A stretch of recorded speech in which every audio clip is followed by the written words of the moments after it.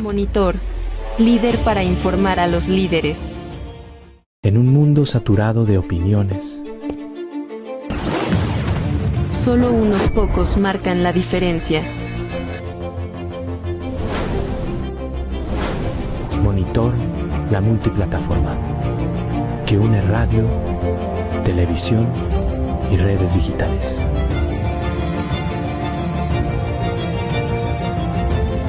Directo.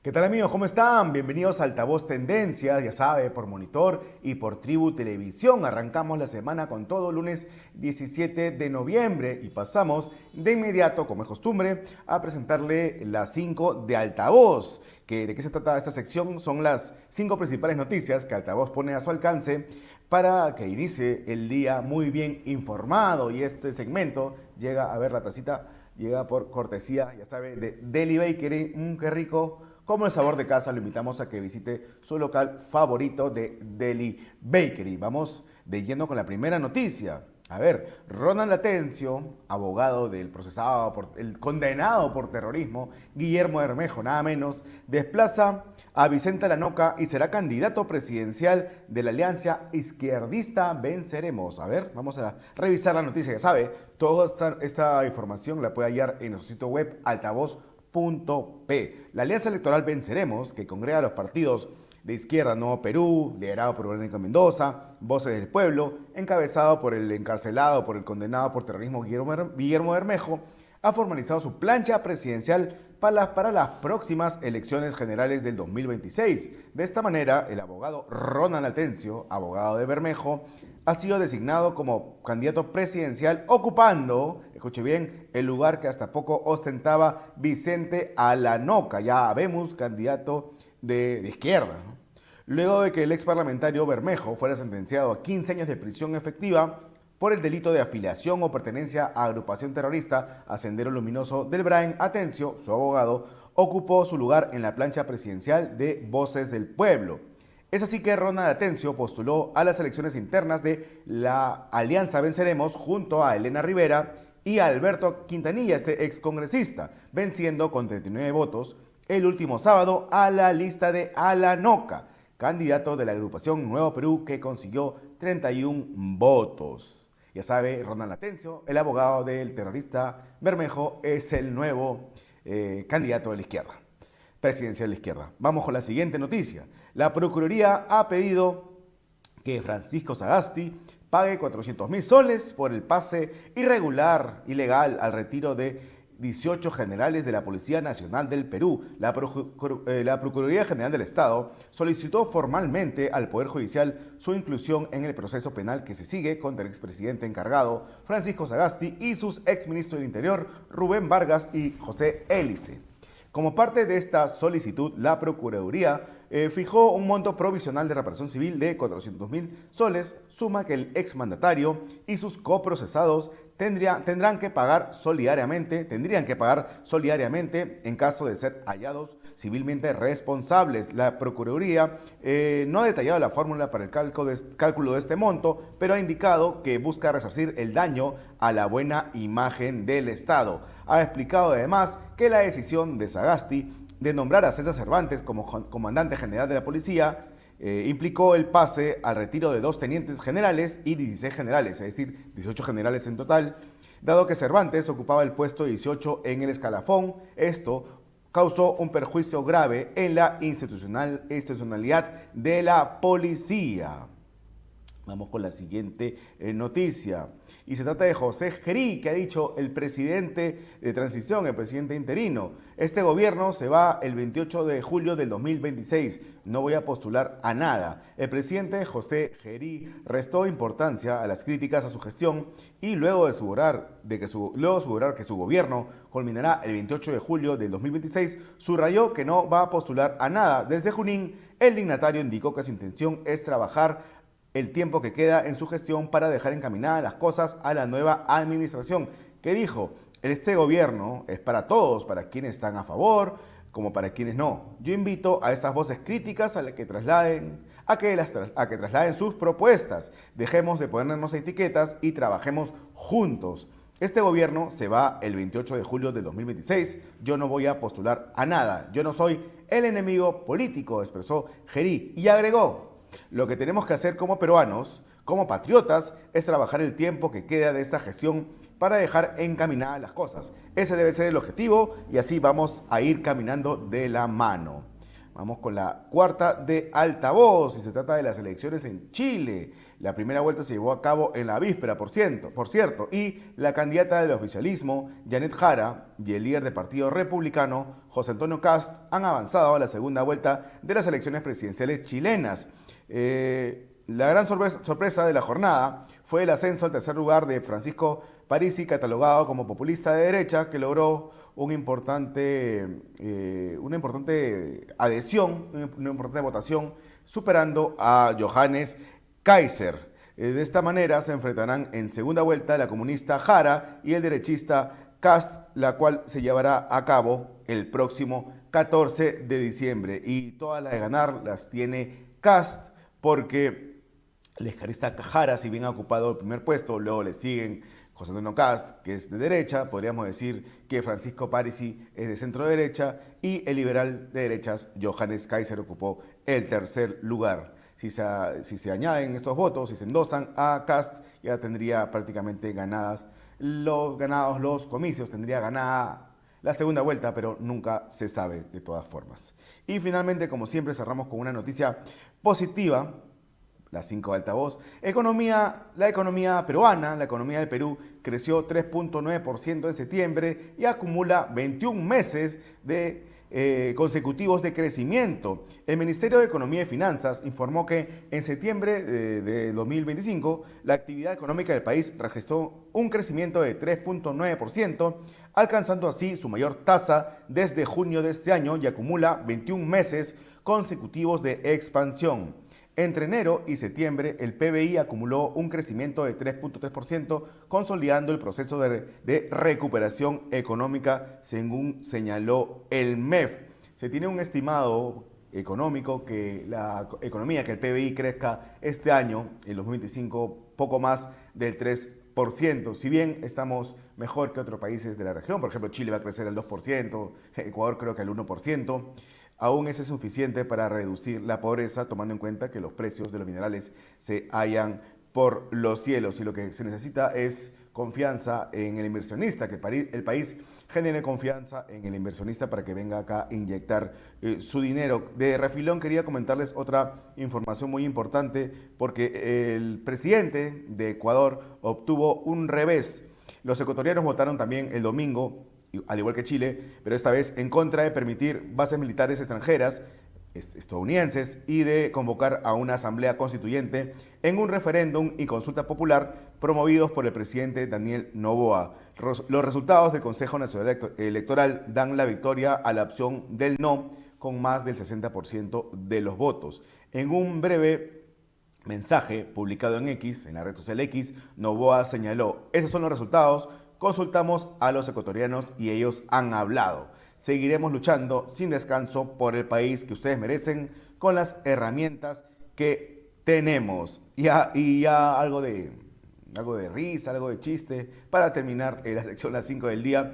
Resulta que el abogado de Pedro Castillo en sus alegatos finales, porque ya está culminando el juicio contra Castillo por el golpe de Estado, dijo: tienen el pollo en sus manos. ¿De qué se trata esto? Durante su exposición en sus alegatos finales ante el Poder Judicial en el juicio oral contra el expresidente Pedro Castillo por el golpe de Estado que asestó el 7 de diciembre de 2022, su abogado de oficio lanzó un curioso comentario.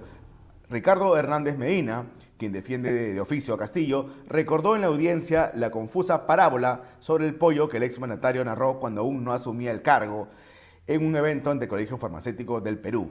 Hernández Medina dijo a los jueces de la Sala Penal Especial de la Corte Suprema que tienen el pollo en sus manos y que dependerá de ellos entregarlo vivo o muerto, en referencia a la condena de 34 años de cárcel que recibiría, todo indica que sí, Pedro Castillo por quebrar el orden constitucional. Además, el letrado manifestó que la Fiscalía ha fracasado en probar el delito de rebelión porque supuestamente su patrocinado solo hizo una proclama política, lo que, según dijo, no constituyó un alzamiento en armas. Así que el pollo está en manos del Poder Judicial. Esto fue la sección Las 5 de Altavoz. Ahí está la tacita, siempre por cortesía de Deli Bakery. Lo invitamos a que visite su local favorito, no se va a arrepentir. Toda la información que aquí hemos mencionado, puede hallarla en nuestro sitio web altavoz.p. Vamos a ir a una pausa comercial y retornamos. Ya sabe, estamos en Altavoz Tendencias por Monitor y Tribu Televisión. Ya volvemos.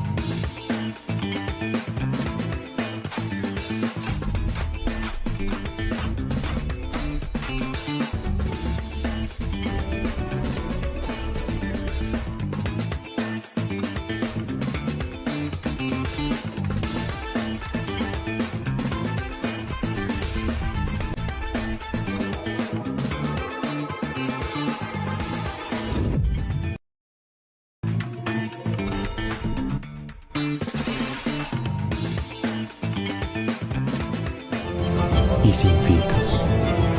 Monitor, líder para informar a los líderes. En un mundo saturado de opiniones, Solo unos pocos marcan la diferencia. Monitor, la multiplataforma que une radio, televisión y redes digitales.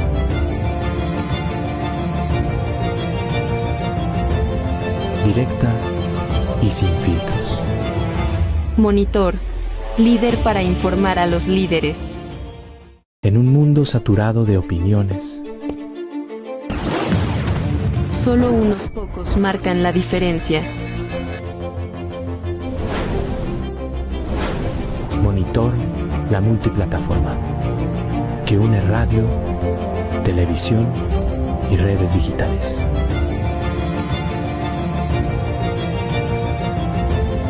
Directa y sin filtros.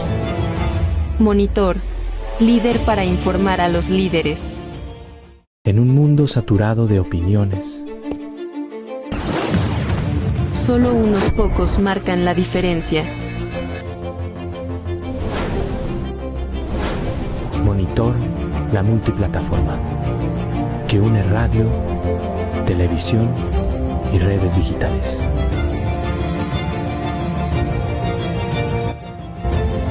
Directa y sin filtro.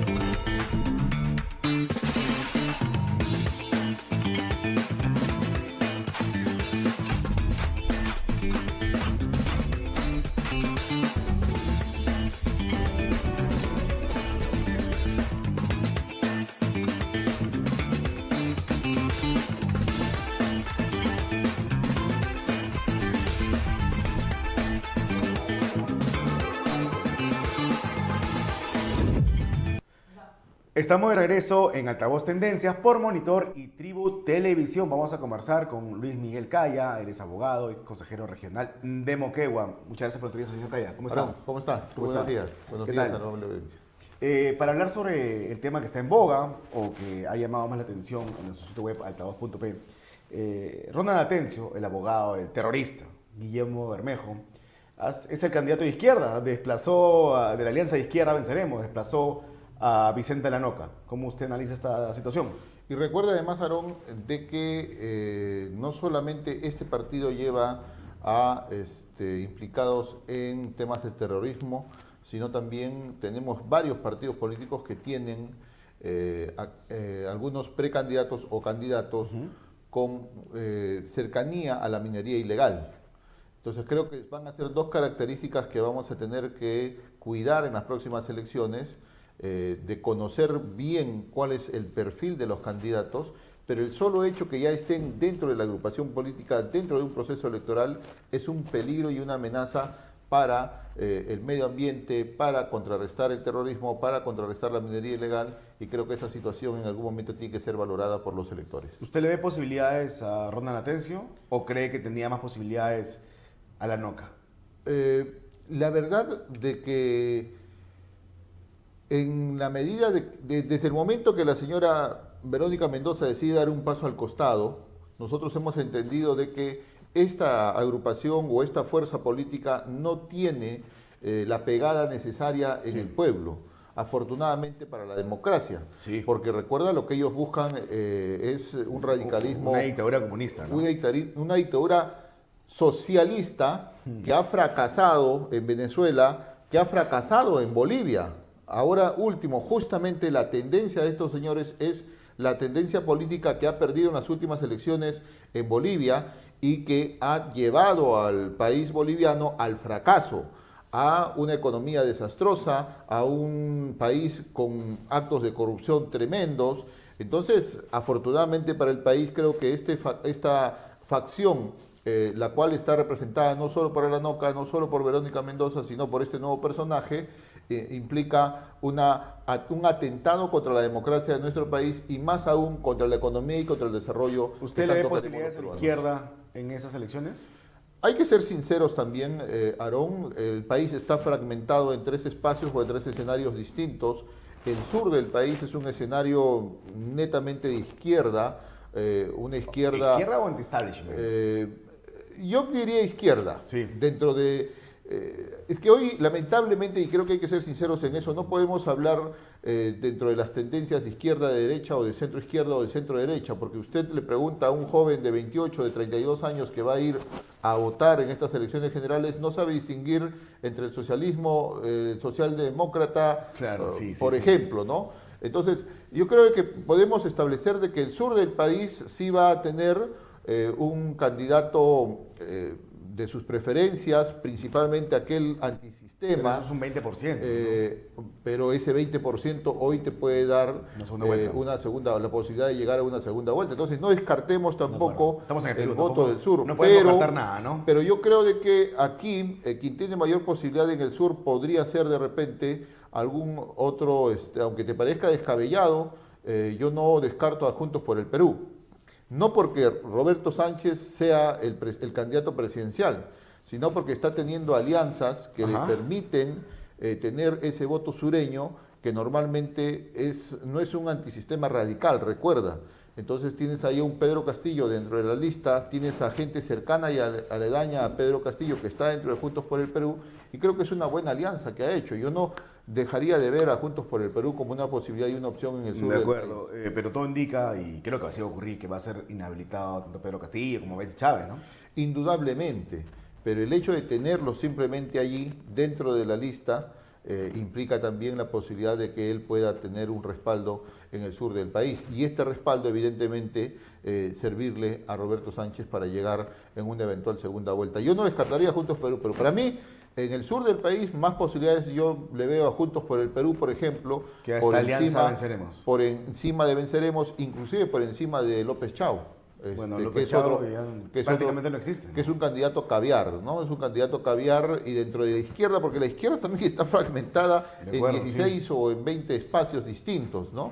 Pero la más sólida en el sur del país, te lo digo porque recuerda que yo vengo de la región Moquegua, Sí. es siempre esta facción ¿Y usted encabezada por ¿Cuál cree Juntos que por es el Perú. partido caviar? Antes fue el Partido Morado, yo creo que Libertad Popular, ¿no? Es uno de ellos, por ejemplo. Otro también es la de López Chau.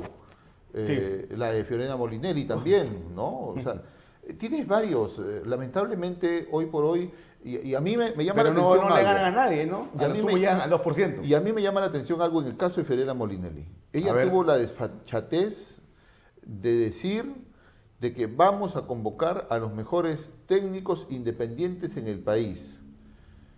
Y cuando empieza a convocar, Llama Cueva. convoca, por ejemplo, a Cueva. Yo no sé qué capacidad técnica puede tener Cristian Cueva, más allá de ser un buen futbolista, Claro. eso hay que reconocerlo. Nadie se lo quita, ¿no? Pero para entrar a Para política, entrar a política. mire usted, y tiene, por ejemplo, también ahora, creo que la hija de Susy Díaz también quiere ser candidata, la esposa de Cristian Cueva también quiere ser candidata. Entonces vamos a entrar no en un escenario político, sino lamentablemente estamos entrando en un escenario hollywoodense que lo único que va a hacer es generar un congreso o una política o un Estado más adelante que realmente no va a generar políticas de gobierno en beneficio de la población. A ver, y también Avanza País tiene su candidata que usa el PIN y todo, que es la señorita Karen Paniagua, que se dedica, que es una estrella del OnlyFans. Por ejemplo, ¿no? O sea, yo creo de que estamos hollywoodizando la política peruana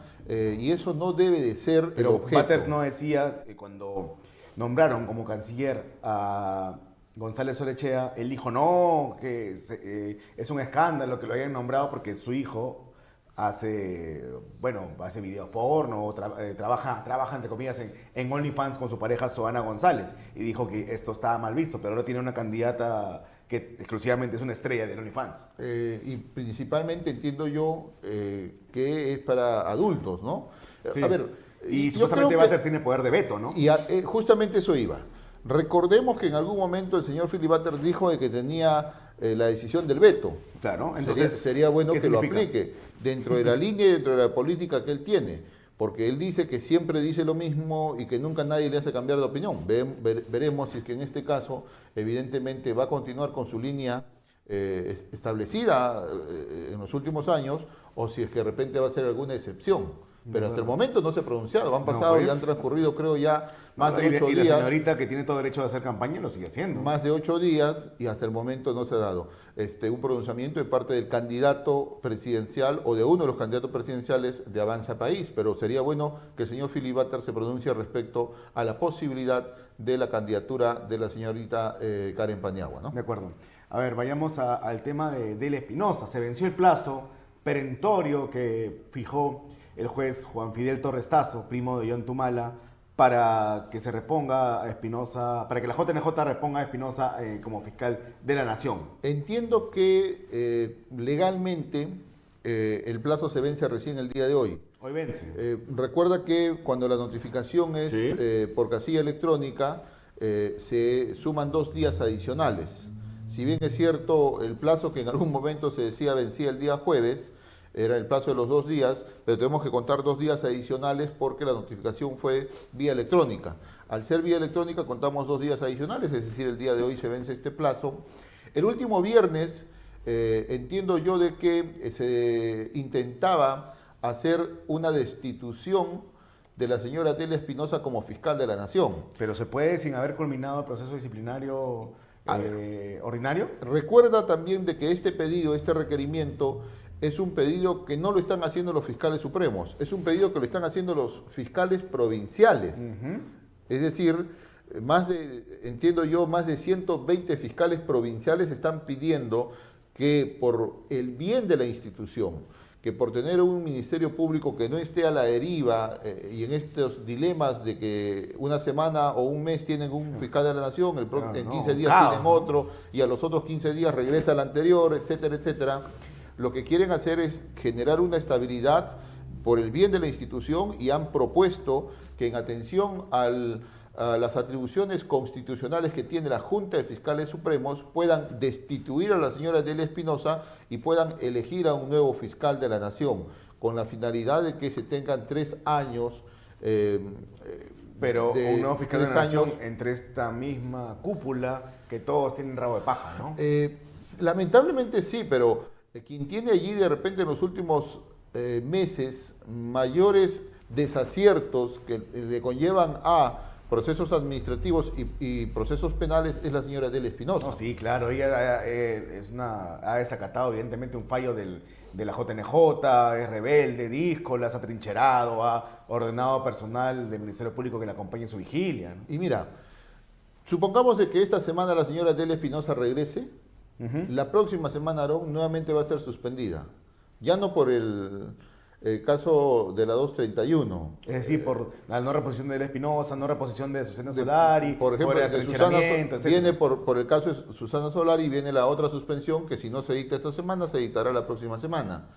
En 15 días o en 20 días adicionales se dictará también una suspensión por haber utilizado los bienes del Ministerio Público.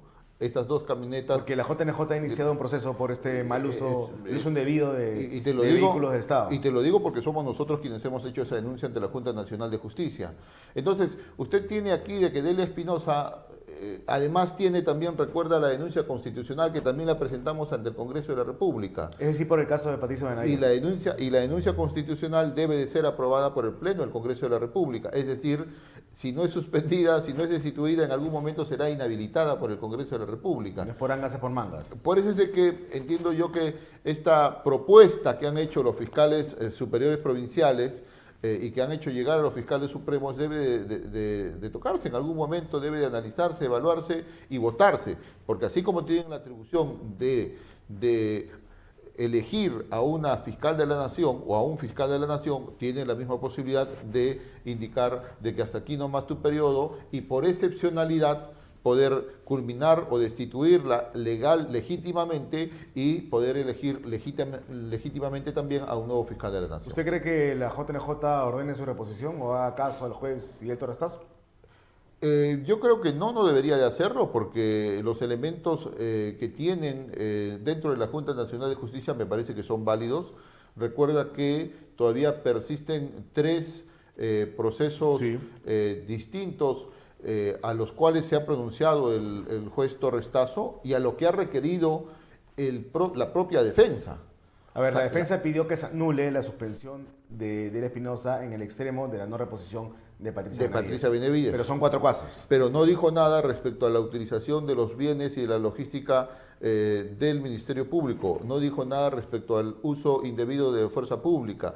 No dijo nada respecto al desacatamiento también en el caso de Susana Solari. Azucena Solari. O sea, usted tiene prácticamente, Aarón, todos los mecanismos para poder determinar esa resolución judicial, la respeto en este extremo, como ya lo hizo. Entonces no es ilegal que la JNJ diga, ya acaté anular la suspensión de Espinosa en cuanto a la no reposición de Benavides y se mantiene en sus 13 y no la repongo. Y tanto es así, Aarón, que hasta el momento la defensa o estos abogados marca Odebrecht que tiene la señora Delia Espinosa todavía no denuncian constitucionalmente a los magistrados de la Junta Nacional de Justicia. Porque ella dijo que iban a caer todos presos, ¿no?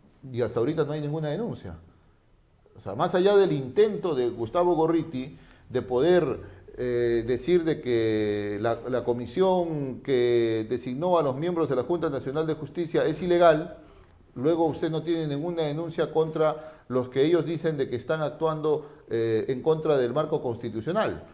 Por eso es de que le digo que lamentablemente creo que solamente a veces los abogados marca Odebrecht que tiene la señora Delia Espinosa expresan alguna decisión solamente para generar titulares, pero dentro del campo jurídico, dentro del campo legal, no tiene ningún argumento con la finalidad de poder defender a su patrocinado. La JNJ no debe reponer a Delia Espinosa en el cargo de fiscal de la Nación. Definitivamente no. Delia Espinosa debe de permanecer suspendida en el cargo y seguramente unos días más o en unas semanas más destituida conforme está establecido en la ley de la carrera fiscal. Y debe presentar una demanda competencial contra el Poder Judicial por este juez Juan Fidel Torrastazo, que a través de una cautelar ha anulado un procedimiento de la Junta Nacional de Justicia. Y me parece extraño que todavía no lo haya hecho. No, es extraño, ¿no? Es sumamente extraño. O de repente están elaborando, presentando algunos eso argumentos. Es palmario, ¿no? Porque Lo ocurrido, no es posible, y solo en el país, Aarón, esto es algo Chiste, sensible, hay que reír para no llorar. solo ¿no? en el país, la Junta Nacional de Justicia, que es quien... El máximo órgano, es ¿no? el máximo órgano dentro del sistema de justicia en nuestro país, puede ser ordenado por un juez nombra, provisional ratifica todavía. y destituye jueces. Y por un juez provisional le ordena a la Junta Nacional de Justicia lo que tiene que hacer. O sea, lamentablemente este caos en el cual nos encontramos, generado justamente por aquellos funcionarios que quieren quedarse en el poder y que quieren hacer del Ministerio Público un instrumento político, lamentablemente estamos en esta situación. La rebeldía nace desde quien debe de defender justamente la institucionalidad. Recuerda que esta rebeldía nació desde ¿cuál fue el Espinosa. argumento de Torres Tasso para anular la suspensión de Del Espinosa? Ha indicado en la ¿Se vulneró el debido sentencia, proceso? en la sentencia ha indicado el juez Torres Tasso de que no pudo reponerse a la señora Patricia Benavides porque Claro. ella se encontraba, porque ella fue elegida por la Junta de Fiscales Supremos Ok. y no por la Junta Nacional de Justicia. Al no poder la Junta Nacional de Justicia designar como una atribución, designar a un fiscal de la Nación y sí de la Junta Suprema, entonces según el fiscal ¿El juez Torres Torres Tasso? Tasso, el juez Torres Tasso señala de que no era posible poder ejecutar esta resolución, la 231. Y como no es posible ejecutar la 231, no se puede producir una falta administrativa disciplinaria por parte de Delia Espinosa, pero Ok. no se pronuncia respecto a los otros hechos de haber utilizado indebidamente los bienes, el personal del Ministerio Público, haber utilizado ilegalmente la fuerza pública porque se llamó a la policía, se llamó a prevención del ¿Qué delito. tenía que ver en todo esto Azucena Solari? ¿Por qué ella no la repone? Y- ¿O no la repusieron en su momento? Eso es una falta administrativa la cual ha cometido también la señora Delia Espinosa. Por eso es que también procedimos a hacer la denuncia, porque se demoraron 2 meses y 15 días en poder reponer a Azucena Solari, cometiendo una falta administrativa. Cuando en el Poder Judicial, inmediatamente notificado el Poder Judicial, repuso a la señora Emma Benavides Vargas, Claro. situación que evidentemente... Sin poner peros, ¿no? Sin poner peros, Sin poner obstáculos. y ejecutando una resolución de la Junta Nacional de Justicia como Y si corresponde. no le gusta, pudo apelar. Por ejemplo, pero entiendo yo de que el Poder Judicial respeta las instancias, respeta los órganos autónomos y respetó la decisión de la Junta Nacional ¿De de quién Justicia. respeta Del Espinosa? A Gustavo Gorriti. Así. No me queda la menor duda que Delia Espinosa, a quien respeta, a quien obedece, es al señor Gustavo Gorriti, que es quien manipula, dirige y conduce las riendas dentro del Ministerio Público. Por eso es de que tuvo en un momento a Pablo Sánchez, luego a la señora Zoraida Ábalos, al señor Villena, y ahora tiene pues a la señora Delia Espinosa. Por eso es de que se ¿Pero está por qué? ¿Por qué lo intentando obedece? ¿Qué le sabe? no es solo que, a ver, el señor Gorriti siempre ha manejado y ha utilizado el Ministerio Público para destruir a los enemigos y para proteger a sus amigos. Así es, El sí. caso de Susana Villarán, por ejemplo, es un caso emblemático en el cual tú puedes determinar que, siendo fundadora de IDL, es una de las más defendidas del Ministerio Público. La última actuación del fiscal José Domingo Me Pérez dice, parecía abogado de Villarán, ¿no? parece abogado Villarán solicitando la suspensión del proceso judicial, mientras, según él, dice que se puedan tejer algunos otros o A ver si, dilucidar algunos claro, otros en cuanto a esquemas, ¿no? si el fallo del TC que anuló el caso Cócteles también repercutía en el caso de Susana Villarán, cuando son completamente diferentes. Cuando en el caso, por ejemplo, de Keiko Fujimori no dijo lo mismo, cuando ya existía un fallo del Tribunal Constitucional, ¿no? Entonces, por eso usted tiene ahí, Aarón, lamentablemente, un Ministerio Público que ha actuado siempre defendiendo a los amigos, pero atacando a los enemigos, principalmente el Persiguiendo señor a los Gustavo enemigos políticos. Gorriti. Y creo que el hecho de que en algún momento pueda venir Delia Espinosa y retornar a la Fiscalía de la Nación es un peligro también para el proceso electoral. Sí, a ver, ¿por qué? ¿Usted se imagina a Delia Espinosa regresando a la Fiscalía de la Nación, que ya ha demostrado ser desde todo punto de vista vengativa, va a empezar a denunciar... A pedir nulidades, anulación de los partidos como lo hizo con Fuerza Popular. Va a empezar a denunciar no solamente partidos políticos, sino a los candidatos potenciales. Y yo te decía en alguna entrevista de que tenemos conocimiento que Del Espinosa quería denunciar y ya le estaba armando una carpeta a el señor a Porqui, A Rafael López Aliaga. Ya le estaba armando una carpeta fiscal por el caso de los trenes. Y seguramente, ahora que ya no es autoridad, seguramente es capaz hasta de pedir una prisión preventiva, por ejemplo. Sí, ¿no? a ese punto. Pero es que conocemos cuál es. O de reabrir el caso de presunta violación contra Gerí, a pesar de que ha sido archivado, ¿no? Mira, en el caso del señor Gerí, hay un hecho que me llamó la atención hace algunos días atrás. Cuando ya se emite la resolución del juez Torres Tasso, a las horas nada más sale Rafael Vela a decir de que quien lo había, o quien había intervenido para la suspensión de Rafael Vela era el señor José Gerí. Recuerda tú esa declaración donde trató de victimizarse el señor Rafael Vela, indicando de que el señor José Gerí era quien había intervenido para que retiren del cargo a Rafael Vela.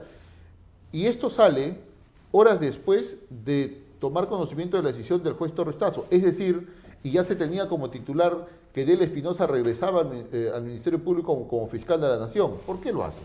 ¿Acaso no lo hace de repente con la intención de que ingrese Del Espinosa y con esa sola declaración o esa noticia criminal se le abra una carpeta por tráfico de influencias a el actual presidente de la República de manera interina, señor José Gerí? Inventar cualquier muñeco. Inventar cualquier muñeco, como están acostumbrados, tener una carpeta fiscal y dentro de la carpeta fiscal realizar investigaciones reservadas y de esta manera desestabilizar al Estado peruano o tener controlado a el presidente de la República. Esa es la actitud que tiene hoy por hoy esta facción que representa Del Espinosa, que a mi entender es seguido simplemente por lo escrito, lo esgrimido o el esquema que siempre les dicta el señor Gustavo Gorriti. Es decir, hay que rebobinar.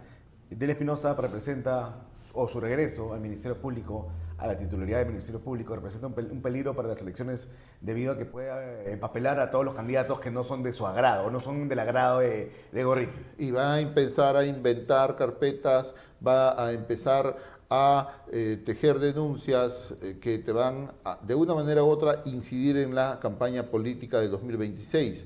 Tiene la posibilidad la señora Del Espinosa de regresar al Ministerio Público, de poder eliminar a quienes consideren enemigos políticos de esta facción caviar encabezada por el señor Gustavo Gorriti.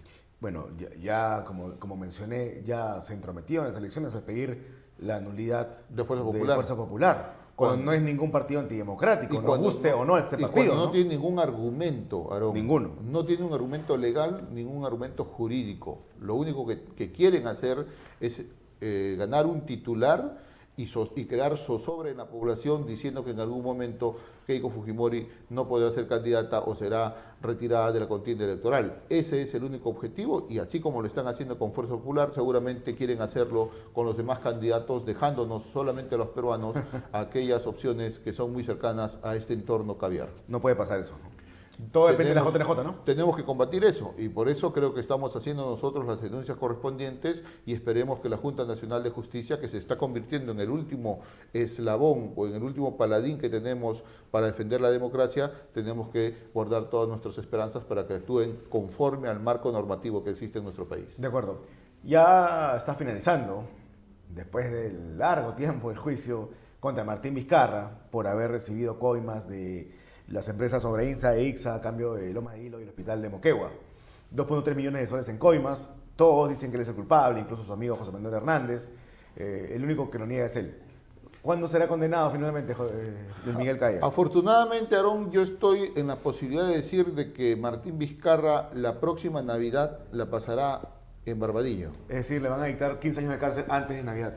Todos los argumentos señalados, todas las pruebas documentales, todos los peritajes, todos los testimonios y todas las colaboraciones eficaces te dan cuenta de que existe una responsabilidad penal de parte del señor Martín Vizcarra, que fue coimeado en Lomas de Hilo y en el Hospital Regional de Moquegua y que al haber cometido un delito, el de cohecho, tiene que ser condenado ejemplarmente. Y conforme ya tenemos casos anteriores, el caso de Yantumala, por ejemplo, en la primera instancia debe de ser recluido en el penal Barbadillo. Eso es lo que está pidiendo usted. Eso es lo que ha pedido el Ministerio Público.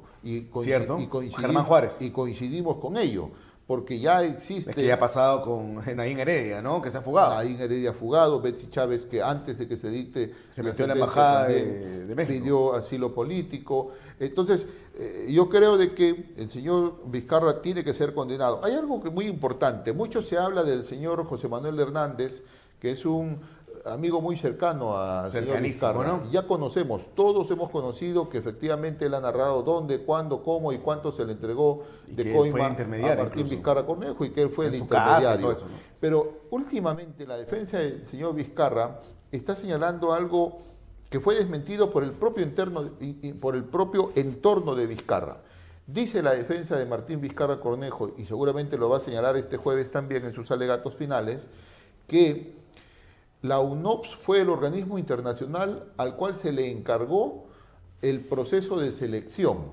Claro, él dice que no tiene nada que ver porque él simplemente hizo caso a UNOPS. Y aquí esta teoría de la defensa fue desmentida por el señor Edme Trujillo Mori, que en ese momento Edme Trujillo era el gerente general del gobierno regional de Moquegua, hombre de confianza de Martín Vizcarra. Totalmente de confianza. Tan igual que Hernández, ¿no? ¿Qué es lo que dice y qué es lo que manifiesta Edme Trujillo Mori? Que la UNOPS solamente recomendaba y que quien tenía la decisión final de poder firmar, de poder aceptar esa recomendación y de poder otorgar la buena pro, era el presidente regional, en este caso el señor Martín Vizcarra Cornejo. A ver, entonces la UNOPS participó en los dos procesos. En los dos procesos. Y recomendó en el caso del Hospital de Moquegua que se contrate a ICSA. El Consorcio Hospitalario Moquegua. Y en Lomas de Hilo que se contrate a Obrainsa. Pero la decisión final la tenía el gobierno regional de Moquegua liderado por Vizcarra. Y con esa decisión final, o sea, con esa recomendación, Vizcarra fue a buscar a El Tejeda, en el caso de Obrainsa, y le dijo: si tú quieres que yo firme este contrato, ahí está, pues, usted me tiene que dar 1 millón de soles. Y de la misma manera dice José Manuel Hernández que le dijo: en el caso del Hospital Regional de Moquegua no se la pueden llevar solos, dile a ver qué pueden dejar. Y es José Manuel Hernández, que en ese momento se encontraba en el CADE, que se desarrollaba en Ica, y donde estaban los Granado Maldonado, donde estaban los empresarios de ICSA y de INCOT, donde les empieza a decir el amigo del sur, ¿no? Dirigiéndose a Martín Vizcarra Cornejo, está pidiendo 1.3 millón de soles por firmar la buena pro. Y ya cuando se empieza el diálogo directo entre Martín Vizcarra y los empresarios, narra en uno de los testimonios el señor Granados Maldonado que se sintió extorsionado por Martín Vizcarra Cornejo, porque en algún momento le dijo: si tú no me das 1.300.000 soles, no firmo el contrato. Claro. Entonces, esa recomendación, esa carta y esa última decisión que tenía Martín Vizcarra Cornejo es la que llevó como boleto para poder recibir lo que usted mencionó es que en base a esta recomendación de UNOPS fue que pudo extorsionar Martín Vizcarra a los empresarios. Exigir la coima. A los empresarios que también son delincuentes, Y ¿no? eso no lo Porque dijo, han pagado coimas, ¿no? y eso no lo dijo José Manuel Hernández. Eso lo dijo el propio gerente general de aquel momento del gobierno regional de Moquegua, el señor Edme Trujillo Mori. Por eso es que te digo de que no solamente tenemos las declaraciones de José Manuel Hernández, de El Tejeda Moscol o de los empresarios que, como tú bien lo dices, son colaboradores eficaces, porque al ser colaboradores eficaces han reconocido su responsabilidad penal, ¿correcto? Sino está siendo también echado, si quieres decirlo así, el señor Vizcarra por sus propios funcionarios dentro del gobierno regional de Moquegua, gerente general. Además, algo muy importante, Aarón, que todavía no se ha mencionado y todavía no se ha dicho. El señor Vizcarra tenía pleno conocimiento de cada una de las actuaciones, cada una de las decisiones que se desarrollaban dentro del proceso de selección que llevaba a cabo UNOPS. ¿Por qué? Porque el señor Vizcarra acreditó a 2 funcionarios del gobierno regional de Moquegua en cada uno de los procesos. Y estos funcionarios, acreditados por Martín Vizcarra Cornejo, le iban informando periódicamente sobre cada una de las actuaciones. Dentro de esa tenía pues información privilegiada. Esa información privilegiada le permitió decir al señor Elar Tejeda Moscol de que no se vaya más allá de 81 millones de soles en su propuesta económica, ¿no? Una orientación, ¿no? Evidentemente. Por eso es de Que no es gratis, el pues. señor Vizcarra tiene que pagar con cárcel el daño que ha hecho, las coimas que ha recibido, y de esta manera ser un ejemplo para aquellos malos funcionarios, malas autoridades que solamente llegan al poder para hacerse millonarios. Si estaba justificada su prisión preventiva, ¿por qué se revirtió? Por el tiempo transcurrido. La prisión preventiva, Aarón, lamentablemente el Ministerio Público esperó mucho tiempo en poder requerirla. Pero él no tiene arraigo laboral, ¿no? Y el Poder Judicial esperó también mucho tiempo en poder entregarla, lo cual con el cambio del marco legal penal que tenemos, dentro del proceso penal que tenemos, está lamentablemente pues favoreciendo a que estos funcionarios no sean perpetuamente investigados, y de esto se ha valido la defensa del señor Vizcarra y también el Poder Judicial para poder retirarlo nuevamente del penal Barbadillo. Pero no nos preocupemos por eso. Hay que preocuparnos que no se fugue, más bien. Preocupémonos porque Vizcarra no huya de la justicia. Claro. Que no sea ¿Cómo cobarde. hacemos para que no huya como rata? Oiga, y sería una vergüenza para el presidente José Gerí el hecho de que un procesado más huya de la justicia. Es decir, Betty Chávez y Vizcarra. Y ya lo hizo Betsy Chávez, que prácticamente las narices del Estado se fugó. Entonces yo creo de que el Estado peruano, representado por nuestro presidente interino, el señor José Gerí, tiene que resguardar ¿Las embajadas? las embajadas, pero también tiene que mejorar la vigilancia al señor Vizcarra. Sí. O sea, Servicio de Inteligencia de la Policía Nacional del Perú es la única forma. tiene que trabajar arduamente las 24 horas del día, los 7 días a la semana, los 31 días del mes, o los 365 días, o los 30 días que nos queda, que quede en libertad. Sí.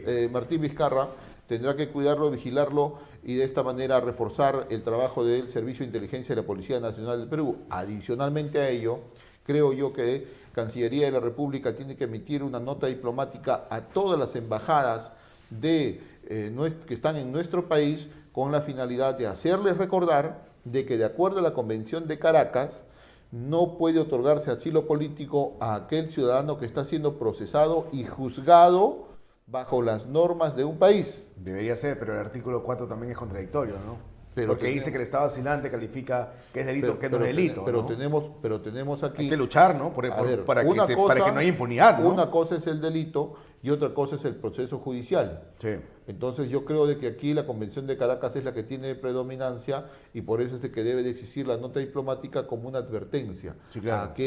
a aquella embajada o aquel país que quiera otorgar o que quiera simplemente evaluar un pedido de asilo político a un delincuente. ¿Qué país cree que está muy bien podría...? reconocido? Ya se le cerró las puertas a Bolivia, ¿no? Bolivia ya es cerrado porque su amigo Luis Arce, que participó dentro de esta delegación boliviana que fue pagada y que fue transportada en una avioneta pagada por por Obrainsa, ya no está en el poder. Solamente le queda el otro país, que es Brasil, que tiene una muy buena cercanía a Vizcarra, que recuerda que Lula da Silva todos sabemos que es un alfil de Odebrecht, y sabemos que Vizcarra también, a través de CM Vizcarra, han tenido subcontratos con Odebrecht. Nunca ha querido que se investigue la relación de CM Vizcarra con Odebrecht, por eso es que cerró el Congreso ilegal e inconstitucionalmente. Entonces usted tiene de que el país de destino de Martín Vizcarra podría ser Brasil. Podría meterse en la embajada. Y yo creo de que por eso es que pido y exijo al gobierno del señor José Gerí que pueda reforzar el resguardo policial en la embajada de Brasil, pero además también emitir una nota diplomática con la finalidad de que estén advertidas los países de poder entregar asilo u otorgar asilo a una persona que está siendo procesada y juzgada en nuestro país. Yo creo que Brasil, Lula sí le otorga asilo, así sea condenado a cadena perpetua, a pena de muerte a Vizcarra, pero lo que hay que hacer es impedir que ingrese a la embajada. Si ingresa a la embajada, ¿qué debería ocurrir? ¿No entregarle salvoconducto? ¿O meternos? Pero igual ya prácticamente hubiera huido de la justicia. Esperemos que Vizcarra no sea cobarde, que se presente ¿Usted cree que es cobarde o no es cobarde? Que se presente el día de la lectura de sentencia y que acepte el destino que es ir a Barbadillo con la finalidad de pagar todo el daño que le ha hecho a la región Moquegua y al país entero. ¿A Barbadillo o a Ancón? Ya creo que el INPE ya decidió eso con la nueva directiva. A pesar que usted esté en contra. Yo particularmente estoy en contra de ello porque los delitos que cometió los cometió como gobernador regional y como cualquier gobernador regional debe de pagar condena en una cárcel común. Lamentablemente el INPE ya lo calificó y determinó de que a Martín Vizcarra le corresponde ir a Barbadillo.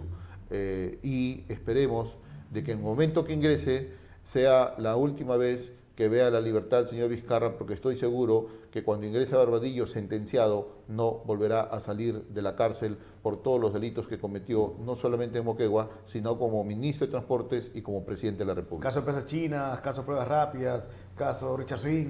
El caso Los Intocables de la Corrupción. Intocables de la Corrupción. No te olvides que Cierto. se le atribuye a Martín Vizcarra ser líder de una organización criminal. Que entregaba Y ojo, proyectos a cambio de coimas.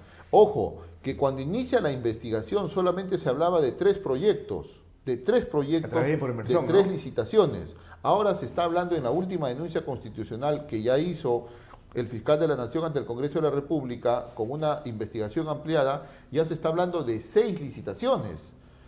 Y hay mucho más por investigar, Aarón. Por eso es que nosotros decimos que en algún momento se tiene que investigar toda la gestión del señor Vizcarra, que hasta el momento nadie lo ha hecho, y que esperemos de que nosotros lo podamos hacer en algún momento. Para ir terminando, la OMPE anuló esta plancha donde aparecía Vizcarra como candidato a la primera vicepresidencia, a pesar de estar inhabilitado hasta por 3 casos y que no forma parte de Perú Primero. Yo creo que hizo mal la organización política, me refiero a Perú Primero, en poder aceptar la participación de una persona que no está afiliada al partido político. ¿Y por qué te digo que hizo mal? La resolución 169, que es la resolución que aprueba la reglamentación o el reglamento de las elecciones primarias del Jurado Nacional de Elecciones, y se tiene también el reglamento de la OMPE para elecciones primarias, señala claramente que en las elecciones primarias solamente participan los afiliados a una organización política. Es más, la OMPE es más específico aún, porque dice que el candidato en las elecciones internas lo denomina aquel ciudadano inscrito en el registro de organizaciones políticas, ¿no? Y afiliado al partido político reconocido por el Jurado Nacional de Elecciones. Tú sabes perfectamente que Martín Vizcarra no es afiliado al partido político. Nosotros hicimos que lo retiren del padrón de afiliados de Perú Primero. Así es. El Jurado Nacional de Elecciones nos dio la razón, lo retiraron del padrón de afiliados y hoy Vizcarra no es afiliado a un partido político. Sin embargo, participó dentro del proceso electoral interno. Ese solo hecho vicia todo el proceso y creo que ha hecho bien la OMPE en no aceptar la candidatura o la precandidatura de Martín Vizcarra Cornejo con la finalidad de no viciar todo el proceso electoral primario. Sin embargo, yo considero que ya se vició este proceso al haber aceptado el órgano electoral interno de esta organización política, al haber aceptado la inscripción de Martín Vizcarra Cornejo. Entonces, esperemos simplemente que en algún momento llegue esto al Jurado Nacional de Elecciones, que será seguramente hasta el 23 de diciembre, y luego de ello se presentarán las tachas o las nulidades que correspondan con la finalidad. Sí, definitivamente sí, Aarón. Nosotros vamos a presentar una tacha no contra la plancha presidencial, sino contra todos los candidatos del partido político Perú Primero, porque ya viciaron el proceso en las elecciones primarias y consecuentemente a ello no pueden ser candidatos en las próximas elecciones. De acuerdo. generales. Muchas gracias, señor Caña, por la entrevista. Las gracias a usted. Las gracias a usted, Aarón. Ok, amigos, esta fue la edición de lunes de su programa Altavoz Tendencias. Nos vemos mañana, 8 de la mañana, ya sabe, por Monitor y Tribu Televisión. Chau, chau.